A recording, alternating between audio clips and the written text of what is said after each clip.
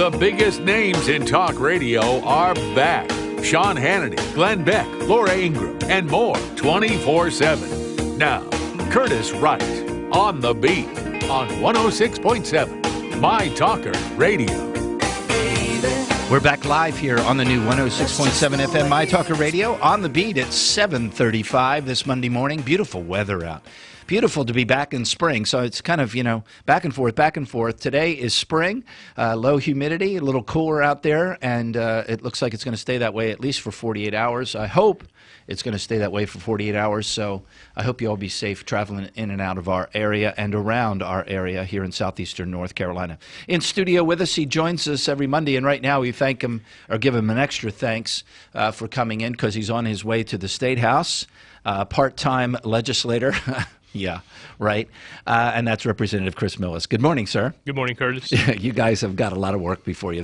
These short sessions we've seen these last several years have just turned into really long sessions in scope and depth of what's being discussed and debated in legislation, but it's just sort of shrunk down into the short amount of time, but it's still just as important, and there's still just as much being discussed.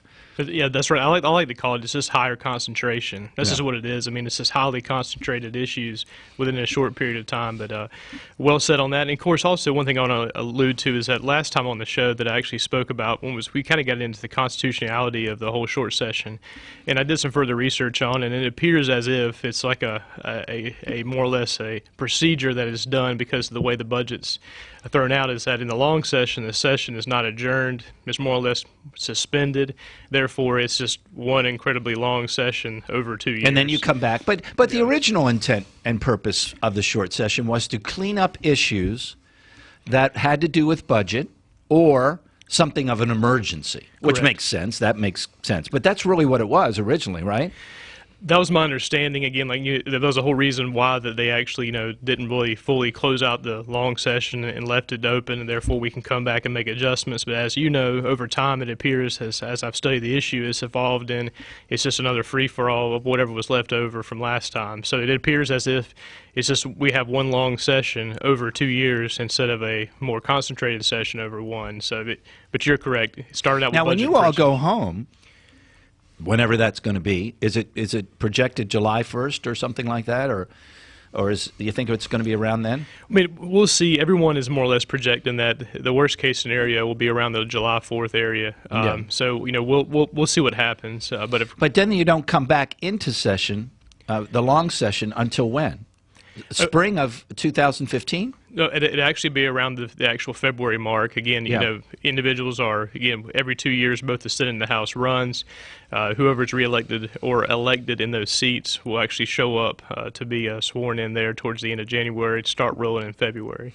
So let's talk about the changing landscape, if you will, political landscape, and the debate about film incentives. I've been trying to be very clear because our local media, again, still will not be clear to the people in Wilmington that because of the vote, because of a vote that has already taken place and a budget that has been passed, the film incentives are no more.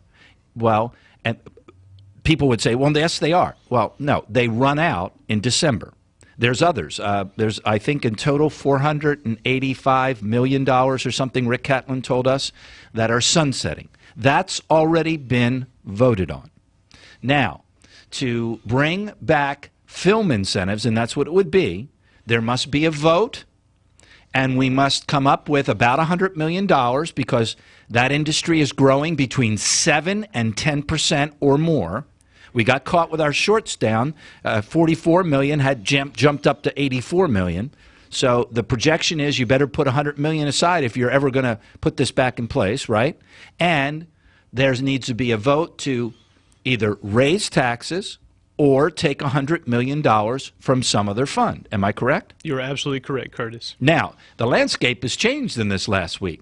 The governor came out, which I thought was very well articulated, a position that we weren't sure or maybe hadn't heard before, and that was, look, we got a balanced budget situation. If you're going to take money from here to give to that, Then we got to take money from here to give to that. So, and he said, well, if you want teacher raises, $200 million, or come up with millions of dollars over so many years, then you're going to have to not have film incentives. You want film incentives, so you can't have that. Or if you want this, you can't have that. I thought that was very creative, and I thought it was articulated very well. Well, I mean, it is the truth on the aspect of it is that the budget is extremely tight. As you know, that from a state spending standpoint, this budget is in line with inflation and population increases, as well as the one part of our budget that continues to expand is Medicaid, and therefore that continues to pull away of that other resources that are within the proper role of And let's be clear, we've talked about this. As much as everybody would want to feel good about it, Medicaid, that is the one thing that is a moving target. Right? Correct. Yes. And, I mean, you can do all the projections you want, but everybody knows and understands that one, that thing can shift all over the place. Correct. So, a $20 billion plus budget, as that's been growing over the last 3 years under Republican control, there's been further strain on the other aspects of government. So, again, this is a good opportunity, in my view, to actually have the debate. What is the proper role of state government that takes taxation by force and actually funds the role of government, and what are those things that we're doing that are outside of government's function, and therefore we need to basically allocate those resources properly. And as me and you have discussed before, now there is a place for economic development in regard to public infrastructure, in regard to sharing with others the actual benefits of being in this state. Things that are within the purview given to us by our Constitution. But to me, it's totally egregious to take tax dollars by force and then to hand those dollars out to private industry and private business ununiformly. Now, the Republican leadership has been touting, as this governor has been touting, that the budget that was put in place, now I know he's got like 154 pages of tweaks, so to speak, in the short session, but the budget that was put in place does take into account these things that are being projected that normally haven't been properly projected and having the options or the flexibility to be able to deal with them. Plus, at the same time, has reduced the burden of both costs and regulations and other burdens on businesses and individuals, which thus is resulting already in a positive effect on North Carolina. By the way, we just about made it on the 10th anniversary of Survey of CEOs to third place. Just about made it. Tennessee beat us out a little bit, but we've gone up to fourth. And, by the way, in this budget also is more money allocated for public schools than ever under the last several years of Democrats. So they've kept their promise on that. They've got a reasonable budget to meet the needs of the state, and they have built in, if you will, the flexibility to deal with these things that are kind of like moving targets. Now, interestingly enough, the discussion, it looks like, and I guess my question for you is really this, is it the conservative caucus that has now changed this discussion about film incentives? Their influence, has changed it, because now it's like it looks like folks are saying we've got to keep our promise also, which I've been talking about for months and months and months. Well, I think it's a combination of things, and really it's about being informed about what the true structure is, being informed about the fact that we're for greater jobs instead of just jobs. We're for greater economic growth than just economic growth. So again, it's been those conservative principles, it's been the truth that's been articulated, and hopefully it's going to be able to be stood upon throughout this whole entire session. As you know, that everything's up in the air until the final gavel drops, but I think that conservatives and the argument that they share of greater prosperity for all has actually been very effective on this issue. But again, Curtis, regardless of being conservative or not, it is truth. What we're discussing here, I know. Well, I'm saying fact. that when I've talked about equality for all business owners, keeping the promise that was put forward in the GOP platform, I felt like some of us out there were lone voices, and all of a sudden I'm seeing now the governor talk that way a little bit, Decker talking that way, and I'm going, ooh, something's going on here. Well, again, we have to give credit where credit's due.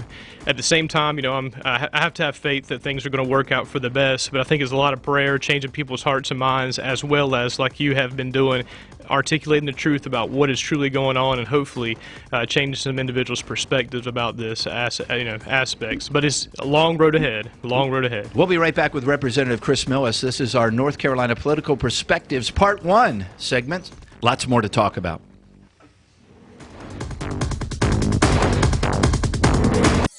Curtis Wright on the beat.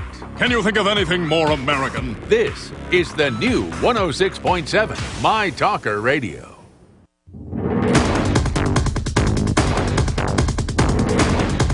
Okay, we're back live with Representative Chris Millis. There's so much to talk about. We're trying to do our best here on some major issues. Let's talk about Common Core. An announcement last week, and I wasn't sure if you and I had talked about this. I did with Senator Tom Goolsbee. The bill has been submitted officially now. It hadn't been. You know, it's and nothing against you, but as I said on my show, you know, I'm sure folks went, there he goes again, picking on Republicans. But, you know, how many Republicans did I ask and say, I don't understand how a bill can be submitted when they're not in session? Well, it hadn't been. It had come out of committee, but it has to wait till you're in session, and it's now been introduced to take Common Core, the wording, out of the state statute. And my concern, I got a couple concerns, and I'm asking on your side of the building in the House. See, taking it out of statute doesn't mean anything to me. What means something to me is curriculum. Curriculum is what we're all been fighting, what we're all been concerned about. It's about curriculum. And we all know that this is Washington control, which we all say we're against if you're a conservative or conservative Republican. And two, we know our public schools are being used as indoctrination laboratories. Well, curriculum then has to be looked at, not just taking the name out. So is that going to be debated, or is this one of those things, well, let's take step one versus step two? Secondly, is this week, since you and I have talked, the Attorney General of the United States has come out and said, oh, no, not just Indiana. Anybody else who backs off Common Core, any state, we're going to come after you and punish you. So talk to us about what's going on with the discussions and debates up in the State House. Well, the honest truth is that it's just now starting to be, as you know, as the bill is formally filed now, and we all can see the language, is that these questions are just now being asked. Is that how strong is this legislation? Is it a full-fledged repeal? Is it going to change not only the standard aspects but also the curriculum, just like you asked?